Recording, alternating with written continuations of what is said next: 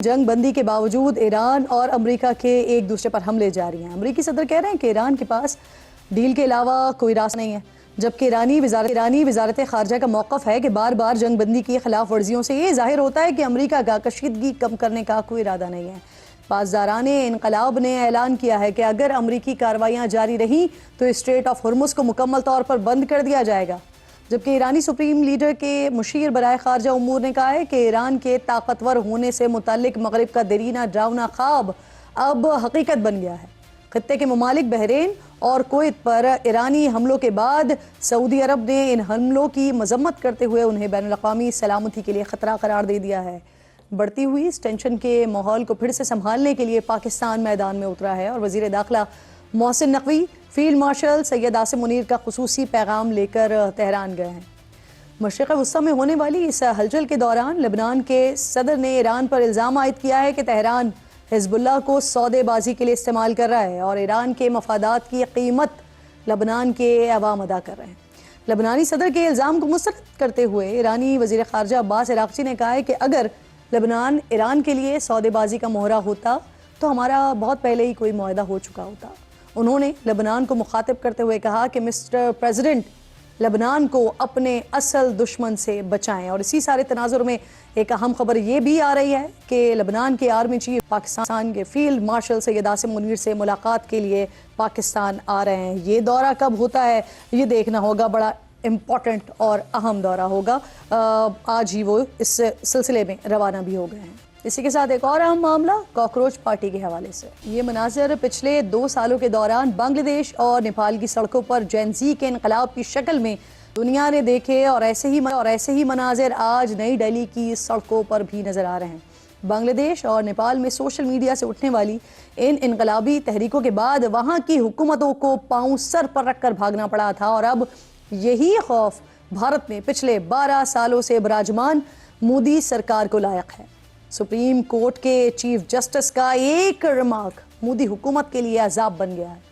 مذاق میں شروع ہوئی پارٹی بی جے پی کے گلے پڑ گئی ہے۔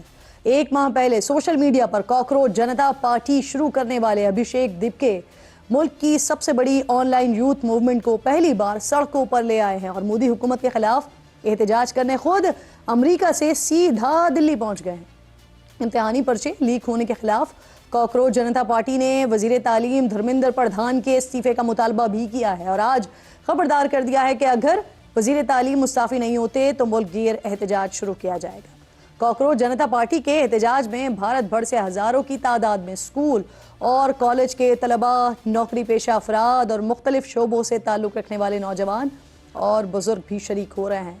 پارلیمنٹ کے قریب احتجاج کو روکنے کے لیے نئی دہلی کے علاقے جنتر منتر میں مودی سرکار نے سینکڑوں پولیس اہلکار جمع کیے، علاقے کی سڑکوں کو رکاوٹیں لگا کے بند کیا۔ نوجوانوں کے غصے سے خوفزدہ ہو کر کاکروچ جنتا پارٹی کے خلاف ملک مخالف سرگرمیوں پر شکایات بھی درج کروائی گئیں۔ اس سے پہلے مودی حکومت اس تحریک کا ایکس، انسٹاگرام اکاؤنٹ اور ویب سائٹس بلاک کر چکی ہے، لیکن اس کے باوجود 1 ماہ سے بھی کم عرصے میں کاکروچ جنتا پارٹی کے انسٹاگرام اکاؤنٹ پر 2 کروڑ 20 لاکھ سے زائد فالوورز ہو چکے ہیں۔ دوسری طرف اس پارٹی کی بنیاد کی وجہ بننے والے بھارتی سپریم کورٹ کے چیف جسٹس سوریہ کانت اپنے ملک کے ساتھ ساتھ بیرون ملک بھی رسوا ہی ہو رہے ہیں۔ لندن کی ایک یونیورسٹی میں تقریب کے دوران بھارتی چیف جسٹس کو شرکاء نے آڑے ہاتھوں لیا اور بھارت میں اختلاف رائے پر حکومتی دباؤ اور جمہوری آزادیوں سے متعلق سوالات اٹھائے، جس کے بعد بھارتی چیف جسٹس کے پاس سے کوئی جواب نہیں بن سکا اور وہ تقریب بدنظمی کا شکار ہو گئی۔